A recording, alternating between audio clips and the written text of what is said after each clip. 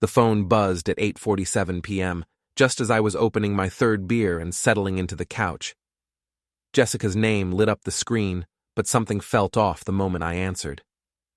"Hey, babe." Her voice trembled, barely above a whisper. "I'll be late tonight. Don't worry about dinner."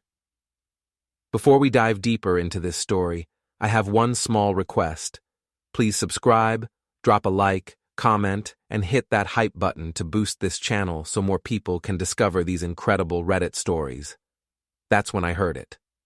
A man's deep laugh in the background, followed by the clink of glasses and what sounded like jazz music. My wife was supposed to be at her architecture firm, working on blueprints for the Henderson project. Last I checked, the office didn't serve cocktails with a live soundtrack. "Take your time," I said, keeping my voice steady as ice. "And I'll need some time, too, to pack your things." The line went dead. 20 minutes later, my entire world was burning. My name's Eddie Brennan, and I've been married to Jessica for 8 years. I'm a construction project manager, the guy who makes sure buildings actually stand up after the fancy architects like my wife draw their pretty pictures. Used to be the star quarterback at Millfield High, but that was 20 years and 40 pounds ago. Now I'm just another blue-collar guy who married up and apparently got played down. I sat there staring at my phone, replaying that laugh. Deep, confident, expensive sounding. The kind of laugh that belongs to a man who takes other men's wives to upscale bars on Tuesday nights. My buddy Dave called it before I did. 3 months ago, over beers at Murphy's Tavern, he'd said, "Eddie, your wife's got that glow, and it ain't from your loving." "What the hell's that supposed to mean?" I'd asked. "New perfume, new clothes, working late every night? Come on, man, you're smarter than this." I'd brushed him off then. Told him Jessica was ambitious, that the firm was expanding, that she was up for partner. But sitting there with that dial tone buzzing in my ear, Dave's words hit like a sledgehammer to the gut. I grabbed my keys and headed for the door. If Jessica wanted to play games, she picked the wrong construction worker to mess with. The Hartwell and Associates building stood like a glass monument to architectural pretension in downtown Millfield. At 9:30 p.m., the parking garage was nearly empty except for 2 cars I recognized, Jessica's silver BMW and a black Tesla that belonged to Martin DaCosta, the firm's golden boy partner. Marty. Of course it was Marty. 44 years old, never married, with a smile that could sell ice to Eskimos and a reputation for closing deals and opening legs with equal efficiency. Jessica had mentioned him plenty over the years, always professionally, always with just a little too much enthusiasm. I parked across the street and waited. The 15th floor showed one lit window. Their window. The building's security was a joke. The cleaning lady, Rosa, recognized me from the company Christmas parties and buzzed me right up. "Working late again, Mr. Brennan? Your wife, she works too hard." "Tell me about it," I muttered, heading for the elevator. The hallway was dim, lit only by emergency lighting. I could hear voices from behind the frosted glass door marked DaCosta, senior partner. Not work voices. The kind of voices people use when they're doing things that would make their spouses file for divorce. I pulled out my phone, switched it to camera mode, and slowly turned the handle.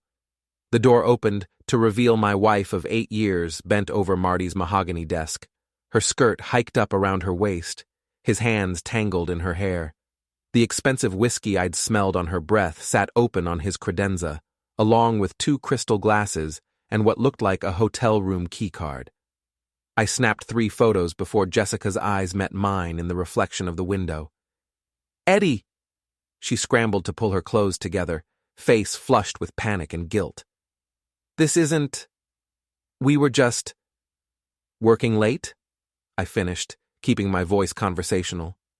"Yeah, I can see that. Very hands-on project management, Jess." Marty had the balls to try intimidation, puffing out his chest in his $1,000 suit. "Brennan, you need to leave. Now. This is private property."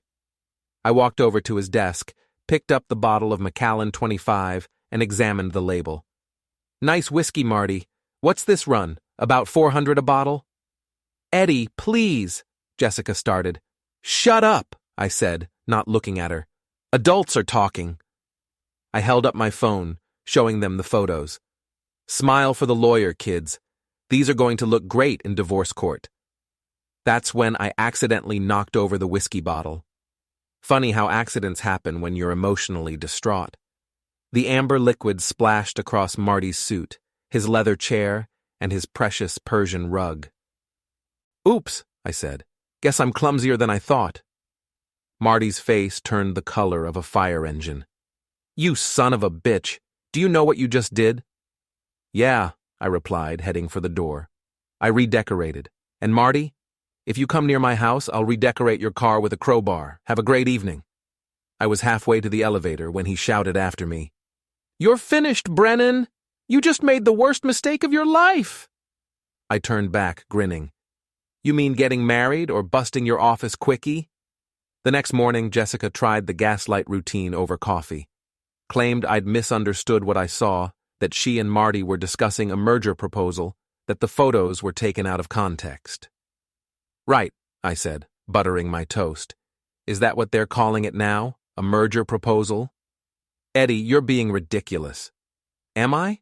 Then explain the hotel key card on his desk. Was that for a business conference too? Her face went white. She hadn't realized I'd seen that detail. I called in sick to work and spent the day gathering intelligence. First stop, Murphy's Tavern, where Dave was setting up for the lunch crowd. You look like hell, he said, pulling me a beer. What happened? I told him everything.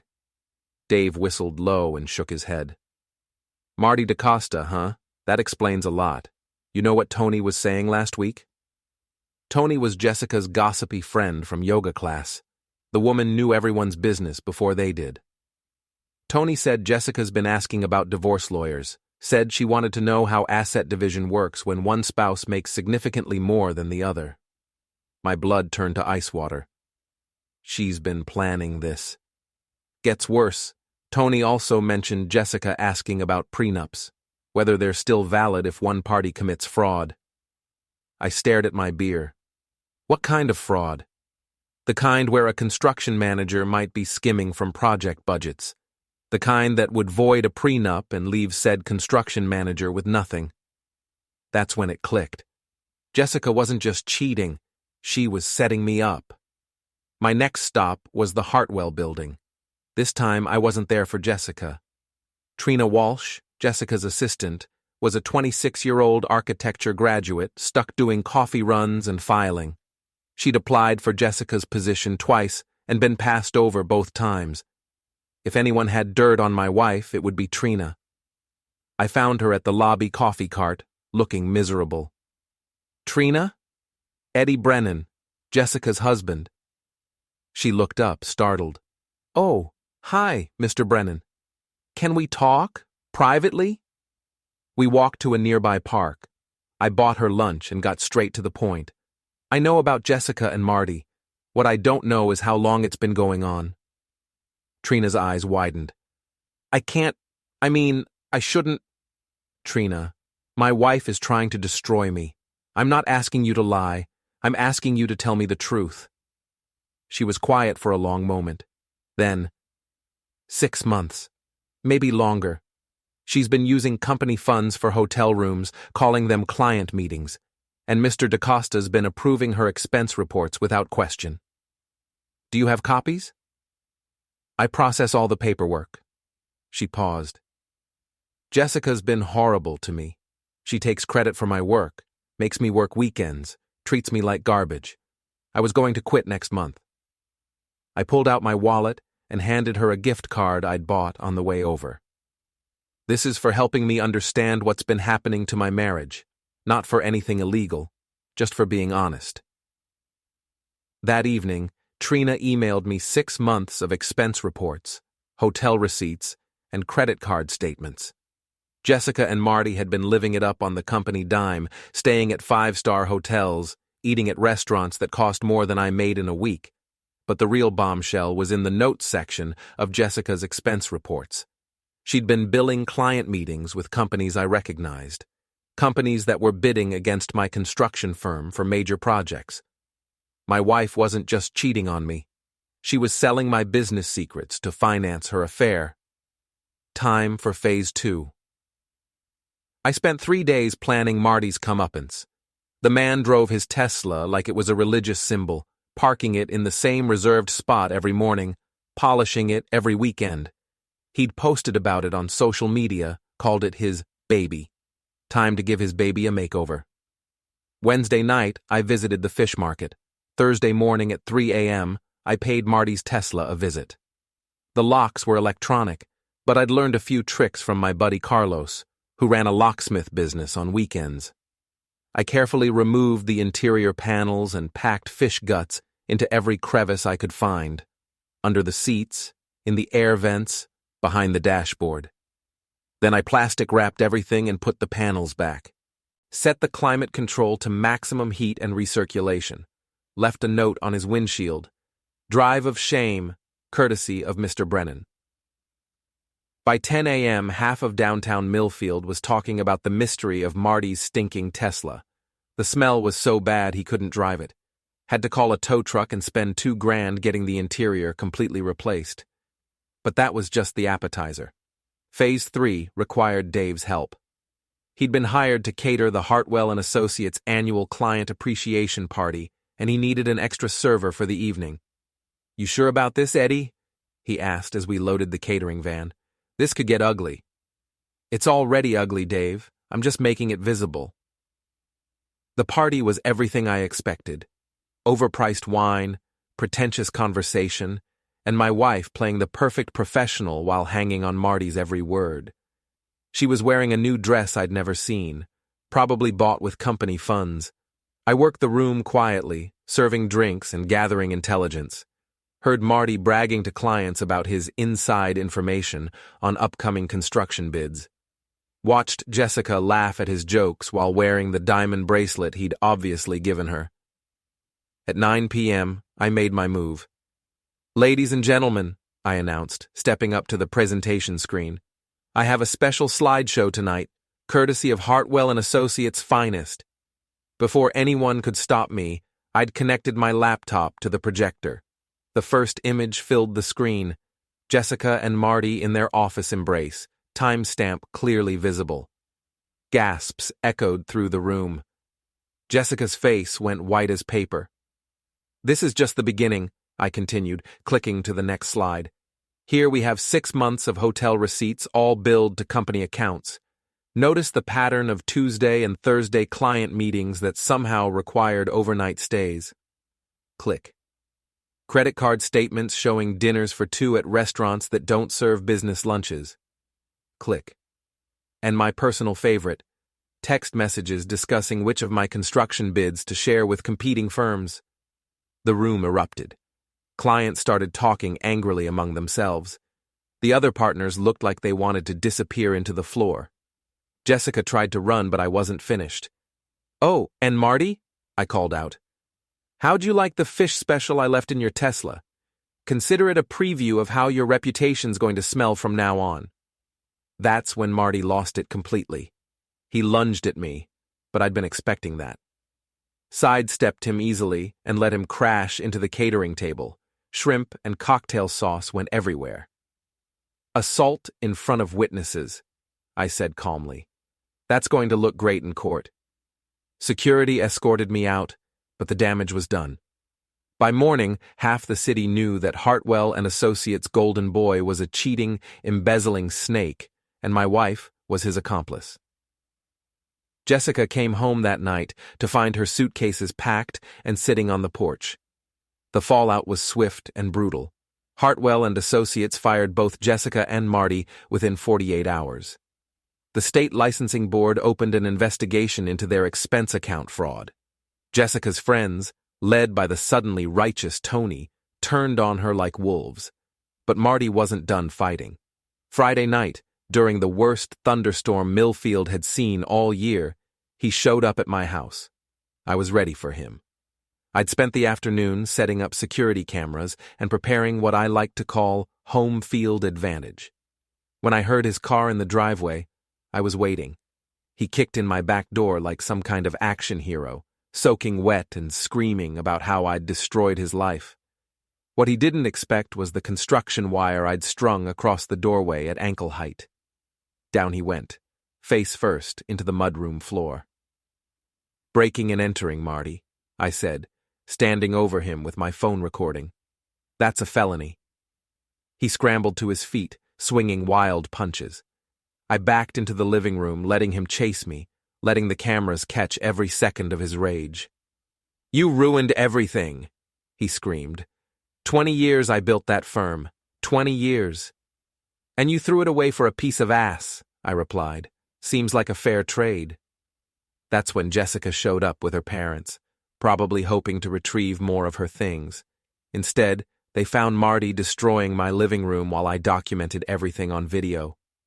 "Jessica," her mother gasped, "what is this man doing here?" "Mom, I can explain." "No need," I interrupted, still filming. "Your daughter's been screwing her boss, embezzling company funds, and selling my business secrets to competitors. Marty here just broke into my house to finish what they started." Lightning crashed outside, illuminating the whole sorry scene. Marty, wild-eyed and desperate. Jessica, caught between her lover and her family. Her parents, finally seeing their perfect daughter for what she really was. "It's not true!" Jessica screamed. "He's lying! He set us up!" I pulled out my phone and played the audio I'd recorded of her phone call with Marty from 2 days earlier, the one where they discussed framing me for bid rigging to void our prenup. Her father's face went gray. "Jessica Marie, what have you done?" The police arrived just as Marty made one last desperate play, trying to grab my laptop with all the evidence. My old high school teammate, Officer Mike Torres, took one look at the scene and started laughing. "Eddie, you've got more cameras in here than a casino. This idiot just committed about 6 felonies on video." As they cuffed Marty and read him his rights, I stood on my porch watching the whole pathetic parade. Jessica sobbing in her mother's arms. Her father demanding to know how much money she'd stolen. The neighbors, drawn by the commotion, getting the show of their lives. Lightning split the sky again, and in that moment, I felt something I hadn't experienced in months. Peace. "I always hated the rain," I said to Mike as he finished his paperwork. "But tonight, it feels like a shower worth taking." 6 months later, Jessica was working at a copy shop in the next town over. Marty was doing 18 months for embezzlement and breaking and entering. Their old firm settled my lawsuit for enough money to start my own construction company. And me? I was finally free to build something real.